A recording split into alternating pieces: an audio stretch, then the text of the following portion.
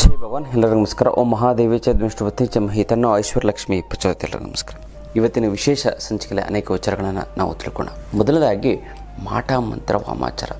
ಈ ಮಾಟ ಮಂತ್ರ ವಾಮಾಚಾರ ಆಗಿ ತುಂಬ ವಿಪರೀತವಾಗಿ ನಿಮಗೆ ಸಮಸ್ಯೆ ಆಗ್ತಾಯಿತ್ತು ಅಂದರೆ ಹಣಕಾಸು, ಆರೋಗ್ಯ ಮತ್ತು ಶಾಂತಿ, ನೆಮ್ಮದಿ ಮತ್ತು ಈ ಒಂದು ಸಂಬಂಧಗಳಲ್ಲಿ ಬಿರುಕುಗಳು ಇದೆಲ್ಲವೂ ಕೂಡ ಹೊರಟೋಗ್ಬಿಡ್ತದೆ. ಅದೇನು ಅಂತ ತಿಳಿಸ್ಕೊಡ್ತೀನಿ. ಅದಕ್ಕಿಂತ ಮುಂಚೆ ನೀವು ವಿನಯ್ ಯೋಗಿ ಗುರೂಜಿ ಅಂತ ಯೂಟ್ಯೂಬ್ ಚಾನಲ್ ಲೈಕ್ ಮಾಡಿ, ಸಬ್ಸ್ಕ್ರೈಬ್ ಆಗಿ, ಮತ್ತು ಬೆಲ್ ಬಟನ್ ಒತ್ತಿ, ಮತ್ತು ಫೇಸ್ಬುಕ್, ಇನ್ಸ್ಟಾಗ್ರಾಮಲ್ಲೂ ಕೂಡ ಲೈಕ್ ಮಾಡಿ, ಶೇರ್ ಮಾಡಿ, ಮತ್ತು ಫಾಲೋವನ್ನು ಮಾಡ್ಕೊಳ್ಳಿ. ಗೊತ್ತಲ್ಲ? ಇನ್ನು ನೋಡಿ, ಮಾಟ ಮಂತ್ರ ವಾಮಾಚಾರ ಇದು ಏನು ಅಂತಂದರೆ, ಮಾಟ ಮಂತ್ರ ವಾಮಾಚಾರದಲ್ಲಿ ಅನೇಕ ರೀತಿಯಂಥ ಒಂದು ಸಮಸ್ಯೆಗಳು. ಅಂದರೆ ಭಾಳಷ್ಟು ಜನ ಇದನ್ನು ನಂಬಲ್ಲ. ಅಂದರೆ ಈ ನಂಬಲ್ಲ ಅಂತಂದರೆ ಈ ಒಂದು ಮಾಟ ಮಂತ್ರ ವಾಮಾಚಾರ ನಂಬ್ತಿರೋ ಬಿಡ್ತಿರೋ, ಆದರೆ ನೆಗೆಟಿವ್ ಎನರ್ಜಿ ಅನ್ನುವಂಥದ್ದು ಸತ್ಯ. ನೋಡಿ, ಈ ಮಾಟ ಮಂತ್ರ ವಾಮಾಚಾರ ಅಂತಂದರೆ ಕೆಟ್ಟದ್ದಲ್ಲ. ಇಂದಿನ ರಾಜ ಮಹಾರಾಜರ ಕಾಲದಲ್ಲಿ ಇದು ಶತ್ರುಗಳನ್ನು ಆಕ್ರಮಣ ಮಾಡೋದಕ್ಕೋಸ್ಕರ ಮಾಡ್ತಾಯಿದ್ರು. ಇದನ್ನು ಆಯುಧದ ಥರ ಬಳಸ್ತಾಯಿದ್ರು. ಇದನ್ನು ಗೊತ್ತಾಯ್ತಲ್ಲ? ಈ ಒಂದು ಆಯುಧವನ್ನು ಅಂದರೆ ಚಾಕು, ನೀವು ಅದನ್ನು ಆಪ್ರೇಷನ್ ಮಾಡೋದಕ್ಕಾದ್ರೂ ಉಪಯೋಗಿಸ್ಬೋದು, ಕಾಯಿಲೆ ಗುಣ ಮಾಡೋದಕ್ಕೆ, ಅಥವಾ ಒಬ್ಬರನ್ನ ಕೊಲೆ ಮಾಡೋದಕ್ಕಾದ್ರೂ ಉಪಯೋಗಿಸ್ಬೋದು. ಗೊತ್ತಲ್ಲ? ಅಂದರೆ ತರಕಾರಿ ಕಟ್ ಮಾಡೋದಕ್ಕಾದ್ರೂ ಉಪಯೋಗಿಸ್ಬೋದು. ಅದೇ ರೀತಿ ಈ ಮಾಟ ಮಂತ್ರ ವಾಮಾಚಾರ ಅನ್ನುವಂಥದ್ದು ಏನು ಅಂತಂದರೆ ಒಂದು ವಿದ್ಯೆ. ಆ ವಿದ್ಯೆಯನ್ನು ಏನು ಅಂತಂದರೆ ಭಾಳಷ್ಟು ಜನ ಆ ವಿದ್ಯೆಯನ್ನು ಹೆಸರನ್ನ ಹೇಳಿಕೊಂಡು ತೊಂದರೆ ಮಾಡ್ತಾಯಿದ್ದಾರೆ ಜನಗಳಿಗೆ. ನಿಮಗೇನೋ ಮಾಡಿಸ್ಬಿಟ್ಟಿದ್ದ ಪೂಜೆ ಮಾಡ್ತೀನಿ ಅಂತ ಅದನ್ನು ಇದು ಮಾಡೋವಂಥದ್ದು. ಹೌದು, ಅಂದರೆ ಆ ಒಂದು ನೆಗೆಟಿವ್ ವೈಬ್ರೇಷನ್ಸನ್ನ ನಾವು ತೆಗೆದಾಕ್ಬೋದು. ಬಟ್ ಆದರೆ ಈ ಮಾಟ ಮಂತ್ರ ವಾಮಾಚಾರ ಹೇಗೆ ಆಗುತ್ತೆ ಅಂತ ನಾವು ತಿಳ್ಕೊಳ್ಳೋಣ. ಮಾಟ ಮಂತ್ರ ವಾಮಾಚಾರ ಅಂತಂದರೆ ಹೋಗಿ ಸ್ಮಶಾನದಲ್ಲಿ ಕೂತ್ಕೊಂಡು ಪೂಜೆ ಮಾಡಿಸ್ಲೇಬೇಕು ಅಂತೇನಿಲ್ಲ. ಕೆಲವೊಂದರ ವಸ್ತುಗಳನ್ನು ಉಪಯೋಗಿಸಿ ಮನೇಲೇ ಸ್ವಂತ ನೀವು ಕೆಲವೊಂದಾರು ದೇವಸ್ಥಾನಗಳಿರ್ತವೆ. ಈ ಕಾಳಿ ದೇವಸ್ಥಾನದಲ್ಲಿ ಅಲ್ಲಿ ಪುರೋಹಿತರೇ ಹೇಳ್ಕೊಟ್ಬಿಡ್ತಾರೆ ನಿಮ್ಗೆ ಹೆಂಗೆ ನಿಮ್ಮ ಶತ್ರು ಬಾಧೆ ಇತ್ತು ಅಂತಂದರೆ ನೀವು ನಿವಾರಣೆ ಮಾಡ್ಕೊಳ್ಳಿ ಅಂತ ಅವರು ಏನೋ ಹೇಳ್ಕೊಡ್ತು ಅಂತಂದರೆ ಇವ್ರು ತೊಗೊಂಡು ಬಂದು ಹೊಟ್ಟೆ ಕಿಚ್ಚಿಗೆ ಇದನ್ನು ಪ್ರಯೋಗ ಮಾಡಿ ಬೇರೆಯವ್ರಿಗೆ ಹಿಂಸೆಯನ್ನು ಕೊಡ್ತಾ ಇರ್ತಾರೆ. ಅದಕ್ಕೋಸ್ಕರ ನೀವು ಏನು ಮಾಡಬೇಕು ಅಂತಂದರೆ ಮೇಯ್ನಾಗಿ ಈ ಮಾಟ ಮಂತ್ರ ವಾಮಾಚಾರ ಪ್ರಯೋಗ ಆಗಿತ್ತು ಅಂತಂದರೆ ಫಸ್ಟು ತುಂಬ ಸಮಸ್ಯೆ ಆಗ್ತಾಯಿತ್ತು ಅಂತಂದರೆ ಸುಳ್ಳು ಹೇಳೋದನ್ನು ಕಡಿಮೆ ಮಾಡಿ. ನಿಮ್ಗೆ ಗೊತ್ತಾಗ್ತಂತ ಸುಳ್ಳು ಹೇಳೋದನ್ನು ಕಡಿಮೆ ಮಾಡಿ. ಯಾಕಂದರೆ ಸುಳ್ಳನ್ನು ಕೂಡ ನಮ್ಮ ಒಂದು ಸಾತ್ವಿಕವಾಗಿರೋಂಥ ಒಂದು ಸುಳ್ಳನ್ನು ಹೇಳಬೇಕಂತ. ಇವಾಗ ಪೇಷಂಟ್ ಸತ್ತೋಗ್ಬಿಡ್ತಾ ಇದ್ದಾನೆ ಅಂತಂದರೆ ಇಲ್ಲಾರಿ ಬಿಡ್ರಿ ನೀವು ಇನ್ನೂ ಬದುಕ್ತೀರಾ ಅಂತ ಅಂದಾಗ ಅವನು ನಾಳೆ ಸಾಯೋನಂತೂ 6 ತಿಂಗಳಾದ್ಮೇಲೆ ಸಾಯ್ತಾನೆ. ಇದು ಸಾತ್ವಿಕ ಸುಳ್ಳು ಅಂತ. ಇದು ಈ ಒಂದು ಸುಳ್ಳುಗಳು ಇರೋವಂಥದ್ದು ಒಳ್ಳೆಯದನ್ನು ಉಪಯೋಗಿಸ್ಕೊಳ್ಳೋಕ್ಕೆ. ಆದರೆ ನಾವೇನು ಮಾಡ್ತಾಯಿದ್ದೀವಿ ಅಂದರೆ ನಾವು ಸೋಮಾರಿತನಗಳನ್ನು ಮಾಡಿ ನಾವು ಆ ಒಂದು ಸೋಮಾರಿತನದಿಂದ ಆಗುವಂಥ ಒಂದು ಸಮಸ್ಯೆಗಳನ್ನು ಎದುರಿಸೋಕ್ಕಾಗದೆ ನಾವು ಸುಳ್ಳುಗಳನ್ನು ಹೇಳ್ತೀವಿ. ಆಫೀಸಿಗೆ ಏನಕ್ಕೆ ಲೇಟಾಗಿ ಬಂದೆ, ಟ್ರಾಫಿಕ್ಕು ಅಂತ ಹೇಳ್ಬಿಡ್ತಾರೆ. ಟ್ರಾಫಿಕ್ಕೇ ಇರಲ್ಲ. ಅದೇ ಟೈಮ್ಗೆ ಅದೇ ಜಾಗದಿಂದ ಬಾಸು ಕೂಡ ಬಂದಿರ್ತಾನೆ, ಒಂದು ಅರ್ಧ ಗಂಟೆ ಮುಂಚೆ ತೊಗೊಂಡ್ಬಂದಿರ್ತಾನೆ. ಅದೇ ಜಾಗ, ಅದೇ ಲೊಕೇಶನ್ನು. ಇದು ಏನಾಗುತ್ತೆ, ತೊಂದರೆ ಆಗುತ್ತೆ. ಈ ಮಾಟ ಮಂತ್ರ ವಾಮಾಚಾರ ಇದೆಯಲ್ಲ, ಈ ಮಾಟ ಮಂತ್ರ ವಾಮಾಚಾರದಲ್ಲಿ ಅಂದರೆ ವಿಪರೀತವಾದಂತಹ ಒಂದು ಸಮಸ್ಯೆಗಳು ಕೆಲವೊಂದರ ಜನಕ್ಕೆ ಆಗ್ಬಿಡುತ್ತೆ. ಹಾಗೆ ಈಗ ಒಂದು ಜ್ವರ ಬಂತು ಅಂತಂದರೆ, ಈಗ ಎಷ್ಟೊಂದು ಕರೋನಾ ಬಂತು, ಕೆಲವೊಂದರ ಜನಕ್ಕೆ ಏನಾಯಿತು, ಬಂತು ಹೊರಟೋಯ್ತು. ಕೆಲವು ಬಂದಿದ್ದೇ ಗೊತ್ತಾಗಿಲ್ಲ, ಕೆಲವು ರೆಸ್ಟ್ ತೊಗೊಂಡ್ರು ಹೋಯ್ತು, ಒಂದು 15 ದಿನ ಆದಮೇಲೆ ಹೋಯ್ತು. ಇದೇ ರೀತಿ ಏನಾಗ್ಬಿಡ್ತದೆ ಅಂತಂದರೆ ಈ ಮಾಟ ಮಂತ್ರ ವಾಮಾಚಾರ ಪ್ರಯೋಗ ಅವ್ರಿಗೆ ದೈವಶಕ್ತಿ ಕಡಿಮೆ ಆಯಿತು ಅಂತಂದರೆ ಅವರು ಮಾಟ ಮಂತ್ರ ವಾಮಾಚಾರದ ಪ್ರಯೋಗ ಎಫೆಕ್ಟ್ ಜಾಸ್ತಿ ಆಗಿಬಿಡ್ತದೆ. ರೆಸಿಸ್ಟೆನ್ಸ್ ಪವರ್ ಥರ ಅದು. ಅದಕ್ಕೋಸ್ಕರ ನೀವು ಏನು ಮಾಡಬೇಕು ಅಂತಂದರೆ ಅಂಜನ ಅಂತ ಬರುತ್ತೆ, ಗೊತ್ತಲ್ಲ? ವಿಶೇಷವಾದಂಥ ಒಂದು ಅಂಜನ.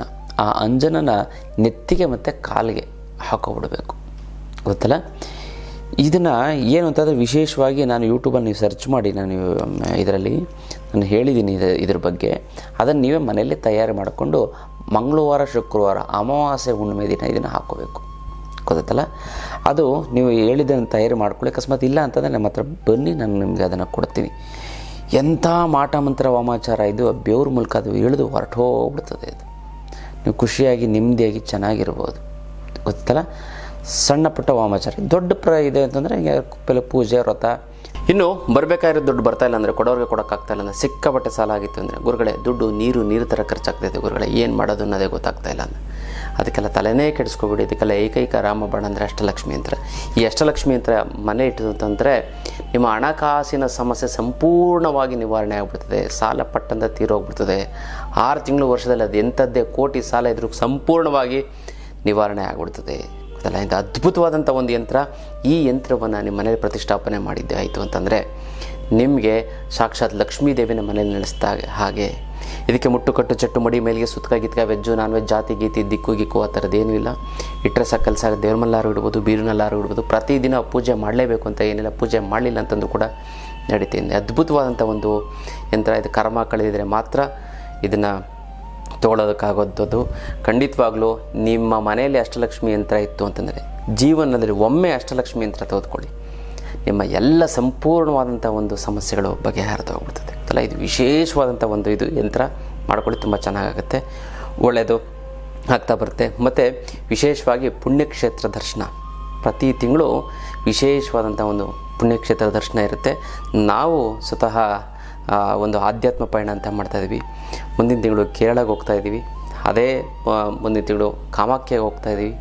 ಮತ್ತು ಪೂರಿ ಜಗನ್ನಾಥ ಒಂದು ಯಾತ್ರೆಗೆ ಹೋಗ್ತಾಯಿದ್ದೀವಿ. ಆ ಒಂದು ಪುಣ್ಯಕ್ಷೇತ್ರದ ಒಂದು ದರ್ಶನವನ್ನು ಮಾಡ್ಕೊಳ್ಳಿ, ನಿಮ್ಮ ಜನ್ಮ ಪಾವನ ಆಗ್ಬಿಡ್ತದೆ. ಗೊತ್ತಲ್ಲ, ಅತ್ಯಂತ ಕಡಿಮೆ ಖರ್ಚಿನಲ್ಲಿ. ಅದು ಫ್ಲೈಟಲ್ಲಿ ಹೋಗಿ ಫ್ಲೈಟಲ್ಲಿ ಬರುವಂಥದ್ದು. ಊಟ ತಿಂಡಿ ವ್ಯವಸ್ಥೆ ಪ್ರತಿಯೊಂದು ನಮ್ಮದೇ ಇರುತ್ತೆ, ನಮ್ಮ ಒಂದು ಟ್ರಸ್ಟ್ ವತಿಯಿಂದ ಇರುತ್ತೆ. ಆ ಆಧ್ಯಾತ್ಮ ಪಯಣಕ್ಕೆ ನೀವೆಲ್ಲ ಭಾಗಿಯಾಗಿ ಹೆಚ್ಚಿನ ಮಾಹಿತಿಗೆ ಕೆಳಗಡೆ ಕೊಟ್ಟಿರೋಂಥ ಒಂದು ಫೋನ್ ನಂಬರ್ಗೆ ನೀವು ಫೋನ್ ಮಾಡಿ. ನಿಮ್ಮದು ಎಲ್ಲ ರೀತಿಯಂಥ ಒಂದು ಸಂಪೂರ್ಣ ಜವಾಬ್ದಾರಿ ನಮ್ಮದು. ಹಣಕಾಸಿನ ಸಮಸ್ಯೆಗೆ ಅಷ್ಟಲಕ್ಷ್ಮಿ ಯಂತ್ರ, ಜೀವನದಲ್ಲಿ ಸಂತೋಷವಾಗಿರೋದಕ್ಕೆ ಆಧ್ಯಾತ್ಮ ಪಯಣ, ಭಗವತ್ ಚಿಂತನೆ ಮತ್ತು ಭಗವಂತನ ಒಂದು ದರ್ಶನ. ಗೊತ್ತಲ್ಲ, ಇದು ವಿಶೇಷವಂತ ಒಂದು ವಿಚಾರ. ನಿಯಮಗಳನ್ನು ನೀವು ಮಾಡಬೇಕಾಗತ್ತೆ. ಗೊತ್ತಲ್ಲ, ಹಾಗಾಗಿ ಆ ಅಂಜನವನ್ನು ನೀವು ನೆತ್ತಿಗೆ ಮತ್ತು ಕಾಲಿಗೆ ಹಾಕೊಳ್ತು ಅಂತಂದರೆ ತುಂಬ ಅಂದರೆ ತುಂಬ ಚೆನ್ನಾಗಿದೆ. ಎಂಥ ಮಾಟ ಮಂತ್ರ ವಾಮಾಚಾರ ನೆಗೆಟಿವ್ ಎನರ್ಜಿ ದರಿದ್ರ ಪೀಡೆ ಪಿಶಾಚಿ ಎಲ್ಲ ಹೊರಟೋಗ್ಬಿಡ್ತದೆ. ಮಲ್ಕೋಬೇಕಾದ್ರೆ ಹಾಕ್ಬೇಕು ಅಂಗಾಲಿಗೆ ಮತ್ತು ನೆತ್ತಿಗೆ. ಕಣ್ಣಿಗೆ ಉಪಯೋಗಿಸ್ಬಾರ್ದು ಅದನ್ನು. ಗೊತ್ತಲ್ಲ, ಅದು ಇಷ್ಟೊಂದರೆ ಕಾಳಿಯ ಸ್ವರೂಪ. ಅದು ಆ ಕಾಳಿಯ ಸ್ವರೂಪ.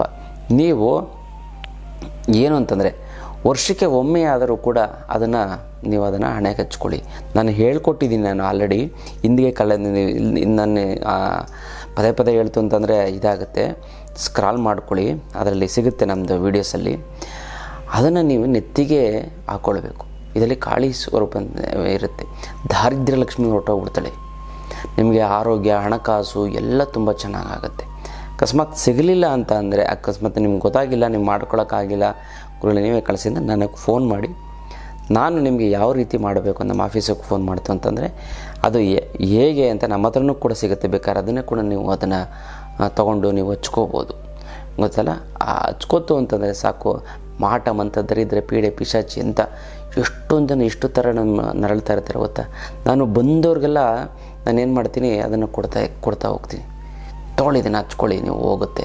ನಿಮ್ಗೆ ಇದೆಯೋ ಇಲ್ಲೋ ನೀವು ಹಚ್ಕೊಬಿಡಿ, ದೃಷ್ಟಿ ಹೋಗುತ್ತೆ ಅಟ್ಲೀಸ್ಟ್ ಅಂತ ಕೊಟ್ಟಿದ್ದೀನಿ. ನಿಜವಾಗ್ಲೂ ಇಬ್ಬರು ಸ್ನೇಹಿತರು ಬಂದರು. ಅವ್ನು ಡ್ರಾಪ್ ಮಾಡೋಕ್ಕೆ ಊರಿಂದ ಬಂದುಬಿಟ್ಟಿದ್ದ. ಡ್ರಾಪ್ ಮಾಡಿಬಿಟ್ಟು ನಮ್ಮ ಹತ್ರ ಬಂದು, ತುಂಬ ಒಳ್ಳೆಯ ವ್ಯಕ್ತಿ, ತುಂಬ ವರ್ಷದಿಂದ ಪರಿಚಯ, ನಮ್ಮ ಸ್ಟೂಡೆಂಟೇನೆ. ನಾವು ಕ್ಲಾಸಸ್ಸೆಲ್ಲ ಆನ್ಲೈನ್ ಕ್ಲಾಸಸ್ಸೆಲ್ಲ ಅಟೆಂಡ್ ಮಾಡಿದರು. ಅಷ್ಟಲಕ್ಷ್ಮಿ ಯಂತ್ರ ಎಲ್ಲ ತೊಗೊಂಡೋಗಿದ್ರು. ಬಟ್ ಆರೋಗ್ಯದ ಸಮಸ್ಯೆ ತುಂಬ ಪ್ರಾಬ್ಲಮ್ ಆಗ್ತದೆ ಬಂದಿದ್ದರು. ಬಟ್ ಇನ್ನೂ ಏನೋ ಒಂದು ಪರ್ಸನಲ್ ಪ್ರಾಬ್ಲಮ್ ಇತ್ತು, ಅದನ್ನು ಕೇಳೋಕ್ಕೆ ಬಂದಿದ್ದರು. ಆವಾಗ ನಾನೇನು ಮಾಡಿದೆ, ಈ ಒಂದು ಅಂಜನನ ಕೊಟ್ಟೆ. ಏನು ಗುರುಗಳೇ ಇದು ನೆತ್ತಿಗೆ ಕಾಲಿಗೆ ಕೊಡಪ್ಪ, ತುಂಬ ಒಳ್ಳೆಯದಾಗುತ್ತೆ. ಅಯ್ಯೋ ಅದು ಕಣ್ಣಿಗೆ ಹೊತ್ಕೊಂಡು ಇದು ತೊಗೊಂಡ್ರು. ಇನ್ನೊಬ್ಬರು ಅವ್ರ ಸ್ನೇಹಿತರು ಬಂದು ಅವ್ರಿಗೂ ಕೊಟ್ಟೆ. ಗೊತ್ತಲ್ಲ, ನಿಜವಾದಂಥ ನಡೆದ ಘಟನೆ ಕೇಳಿಲಿ, ಅವ್ರಿಗೂ ಕೊಟ್ಟೆ. ಗುರುಗಳೇ ಇದೆಲ್ಲ ಬೇಡ, ಸಂತೋಷ ನೀವು ಕೊಟ್ಟಿದ್ದಕ್ಕೆ. ನಾನು ಅಷ್ಟೊಂದು ಇದೆಲ್ಲ ನಂಬಲ್ಲ, ಯಾರನ್ನೊಬ್ಬರು ನಂಬ್ತೀನಿ, ಇದೆಲ್ಲ ಅಷ್ಟೊಂದು ಇದಿಲ್ಲ, ನಾವು ಮಾಡೋಕ್ಕೂ ಆಗೋಲ್ಲ, ನಾನು ಸುಮ್ಮನೆ ತೊಗೊಂಡೋದ್ರೆ ಬಿಸಾಕ್ತೀನಿ, ಪರವಾಗಿಲ್ಲ ಗುರುಗಳೇ ಅಂತ ಅವ್ರ ಜೊತೆಲೆ ಕೂತಿದ್ರು. ಆಯ್ತು ಅಂದ್ಬಿಟ್ಟು ನಾನು ಇದು ಮಾಡಿದೆ. ನೋಡಿ, ಕೆಲವೇ ದಿನಗಳಲ್ಲಿ ಏನಾಗೋಯ್ತು ಅಂತಂದರೆ, ಇಬ್ಬರು ಕೂಡ ಬಿಸ್ನೆಸ್, ಅವರು ಒಂದು ಅಂಗಡಿ ಎದುರುಗಡೆ ಇವರು ಅಂಗಡಿ ಇಟ್ಕೊಂಡಿದ್ರು. ಈ ಅಂಗಡಿ ಏನಾಗೋಯ್ತು ಅಂದರೆ, ಈ ಅಂಗಡಿ ಇದೆಯಲ್ಲ, ಅಂಗಡಿ ಮುಂದ್ಗಡೆ ಒಂದು ಗೂಳಿ, ಅದು ಇವರು ತಗಡ ಥರ ಇಟ್ಟಿದ್ರಂತೆ, ಆ ಗೂಳಿ ಬಂದು ಕಾಲಿಗೆ ಅಂದರೆ ಮೈ ಉಜ್ಜಿಕೊಳ್ಳುತ್ತೆ. ಆ ಮೈ ಉಜ್ಜಿಕೊಂಡಾಗ ಆ ಮೇಲ್ಗಡೆ ಈ ಒಂದು ತಗಡು ಹಿಂಗೆ ಇಟ್ಟಿದ್ದಂತೆ, ಅದು ಲೂಸ್ ಆಗಿತ್ತಂತೆ. ಅದೇ ಈ ಅಂಗಡಿ ಮುಂದೆ ಹಾಕ್ತಾರಲ್ಲ ಮಳೆ ಬರಬಾರ್ದು ಅಂತ. ಇವ್ರು ಏನು ಮಾಡುತ್ತೆ, ಆ ಗೂಳಿ ಓಡ್ಸೋಕೆ ಹೋಗಿರುತ್ತೆ, ಇದು ಚೆನ್ನಾಗಿ ಮೈ ಉಜ್ಗೋತಂತೆ. ಅದು ಬಂದು ಏನಾಯ್ತು, ಕಾಲ ಮೇಲೆ ಪಟ್ಟಂತ ಬೀಳ್ತಂತೆ. ಕಾಲು ಅರ್ಧ ಕಟ್ಟಾಗ್ಬಿಟ್ಟಿದ್ವಿ. ಏನಿಲ್ಲ, ಜನಗಳೆಲ್ಲ ನಂಬ್ಕೊಟ್ಟು ಇಮ್ಮಿಡಿಯೇಟಾಗಿ ಹಾಸ್ಪಿಟ್ಲಿಗೆ ಸೇರಿಸಿದ್ರೆ ಶೈಟೆಲ್ಲ ಇರ್ತದ್ರಂತೆ. ಸರಿ, ತಲೆ ಕೊಟ್ಟಿದ್ರೆ ತಲೆ ಹೋಗ್ಬಿಟ್ಟಿರ್ತಿತ್ತು. ಬಟ್ ಇವ್ರಿಗೆ ಕಾಲು ಕೊಟ್ಟರು. ಕಾಲು ಕೊಟ್ಬಿಟ್ಟು ಏನಾಯಿತು, 6 ತಿಂಗಳು ಅವ್ರೇನು ಮಾಡಿದ್ರು. ಇನ್ನೊಂದು ತಮಾಷೆ ಏನು ಅಂತಂದರೆ, ಇವ್ರ ಸ್ನೇಹಿತರು ನನ್ನ ಜೊತೆ ಬಂದು ನಾನು ಅಂಜನ ಕೊಟ್ಟಿದ್ನಲ್ಲ, ಅವರು ಕೂಡ ಅಲ್ಲೇ ಇವ್ರ ಅಂಗಡಿ ಮುಂದೆನೇ ಇವ್ರು ಮಾತಾಡ್ತಾ ಬಂದು ಅದು ಅವರು ಅದೇನೋ ಅವ್ರು ಹೇಳಿದ್ರು, ಮಾತಾಡ್ತಾ ಇದ್ದೆ, ಅದೇನೋ ಸಿಗರೇಟ್ ಏನೋ ಸೇತಿದ್ದೆ ಅಂತ. ನಾನು ಎಷ್ಟು ಹೇಳ್ತೀನಿ ಸೇಯಬೇಡಿ ಅಂತ. ಅಲ್ಲೇ ನಿಂತಿದ್ದಂತೆ. ಇವ್ರು ಮಾತಾಡ್ಕೊಂಡಂತೆ, ಇವರು ನಿಂತ್ಕೊಂಡು ಆ ಕಡೆ ಫೋನ್ ಬಂತು, ಅಲೋ ಅಂತ ಆ ಕಡೆ ಬಂದ್ರಂತೆ. ಇವರು ಒಳಗಡೆ ಇದ್ರಲ್ಲ, ಬಂದು ಆ ಗೂಳಿ ಓಡ್ಸೋಕ್ಕೆ ಅಂತ ಹಿಂಗೆ ಅನ್ನಕ್ಕೆ ಬಂದ್ರಂತೆ. ಅಷ್ಟಕ್ಕೆ ಇವ್ರ ಕಾಲ ಮೇಲೆ ಬಿಡ್ತು. ನಾನು ಅಂಜನಾ ಕೊಟ್ಟಿದ್ನಲ್ಲ ಪ್ರಯೋಗ, ನಾನು ಹೇಳಿದ್ದೆ ನೋಡಿ, ಈ ಅಂಗಡಿ ಚೆನ್ನಾಗಿ ನಡಿಬಾರ್ದು ಅಂತ ನಿಮಗಿಬ್ಬರು ಯಾರೋ ಕಣ್ಣು ದೃಷ್ಟಿ ಹಾಕಿದ್ದಾರೆ, ಯಾರೋ ಮಾಡಿಸಿದ್ದಾರೆ, ಸ್ವಲ್ಪ ಇದನ್ನು ಹುಷಾರಾಗಿ ಇಟ್ಕೊಳ್ಳಿ ಅಂತ ಹೇಳಿದ್ದೆ. ಇಬ್ಬರು ಸ್ನೇಹಿತರು, ಇಬ್ಬರು ಎದುರುಗಡೆ ಅಂಗಡಿ, ಇವ್ರದೇ ಬೇರೆ ಅಂಗಡಿ, ಅವ್ರದ್ದೇ ಬೇರೆ ಅಂಗಡಿ.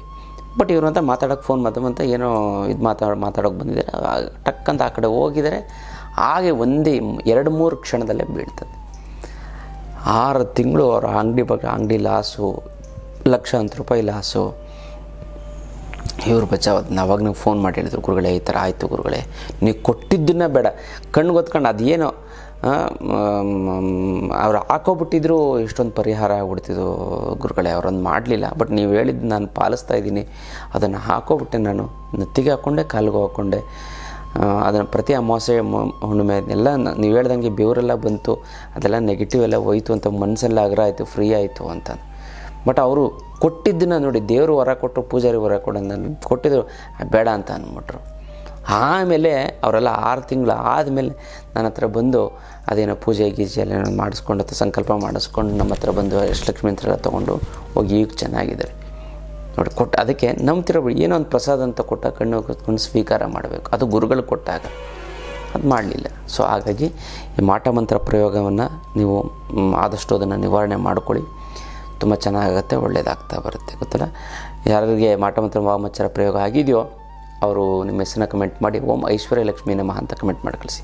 ನಾನು ಸಂಕಲ್ಪವನ್ನು ಮಾಡ್ತೀನಿ, ತಂತ್ರವನ್ನು ಮಾಡಿ ಒಂದಕ್ಕೊಂದು ಸೇರಿ ತುಂಬ ಚೆನ್ನಾಗುತ್ತೆ, ಒಳ್ಳೆಯದಾಗ್ತಾ ಬರುತ್ತೆ. ಗೊತ್ತಲ್ಲ, ಇದು ವಿಶೇಷವಂತಂದು ತಂತ್ರದ ವಿಚಾರ. ಇನ್ನಷ್ಟು ವಿಚಾರ ತಿಳ್ಕೊಳ್ಳೋಣ ಮುಂದಿನ ಸಂಚಿಕೆ. ಅಲ್ಲಿವರೆಗೂ ನಾನು ವಿಶೇಷವಾಗಿ ಆನ್ಲೈನ್ ಕ್ಲಾಸನ್ನು ಮಾಡ್ತಾಯಿದ್ದೆ. ಯಾವುದು ಅಂತಂದರೆ ಜನ ಮತ್ತು ಹಣ ವಶೀಕರಣ. ಈ ಅದ್ಭುತವಾದಂಥ ಈ ಒಂದು ತಂತ್ರವನ್ನು ತಿಳ್ಕೊತಂದರೆ ನಾನು ಯೂಟ್ಯೂಬಲ್ಲೂ ಕೂಡ ಎಲ್ಲೂ ಹೇಳಿಲ್ಲ. ಈ ಒಂದು ಹಣ ವಶೀಕರಣ, ಜನ ವಶೀಕರಣದ ವಿಚಾರವನ್ನು ತಿಳ್ಕೊತು ಅಂತಂದರೆ ಎಷ್ಟು ಬೇಕಾದ್ರೂ ದುಡ್ಡು ನೀವು ಹುಡ್ಕೊಂಡಾಗಲ್ಲ, ಅದೇ ನಿಮ್ಮನ್ನು ಹುಡ್ಕೊಂಡು ಬರುತ್ತೆ. ಅದಲ್ಲ, ಜನವಶೀಕರಣದ ಕೂಡ ನಾನು ಇದರಲ್ಲಿ ಹೇಳ್ಕೊಡ್ತೀನಿ. ಕೇವಲ ಪ್ರತಿನಿತ್ಯ 5 ನಿಮಿಷ ಈ ಒಂದು ಮಂತ್ರವನ್ನು, ನಾನು ಹೇಳುವಂಥ ಮಂತ್ರವನ್ನು 5 ನಿಮಿಷ ನಾನು ಹೇಳುವಂಥ ತಂತ್ರಕ್ಕೆ ನೀವು ಗಮನ ಕೊಡ್ತು ಅಂದರೆ ಸಾಕು, ನೀವು ಕೋಟ್ಯಾಧೀಶ್ವರರಾಗ್ತೀರ. ಅಂತಲ್ಲ, ಅದನ್ನು ಪ್ರಾಕ್ಟಿಕಲ್ಲಾಗಿ ನಿಮ್ಮಾಗಿ ನೀವೇ ಮಾಡ್ಕೊಳ್ಳೋಂಥ ಒಂದು ಅದ್ಭುತವಾದಂಥ ಒಂದು ಶಕ್ತಿಯನ್ನು ನಾನು ನಿಮಗೆ ಕೊಡ್ತಾ ಹೋಗ್ತೀನಿ. ಆ ಆನ್ಲೈನ್ ಕ್ಲಾಸಿನ ಹೆಚ್ಚಿನ ಮಾಹಿತಿಯನ್ನು ನೀವು ಫೋನ್ ಮಾಡಿ, ಕರೆ ಮಾಡಿ ತಿಳ್ಕೊಳ್ಳಿ. ಇದು ಅದ್ಭುತವಾದಂಥ ಹಣ ಮತ್ತು ಜನ ವಶೀಕರಣದ ಒಂದು ಆನ್ಲೈನ್ ಕ್ಲಾಸ್.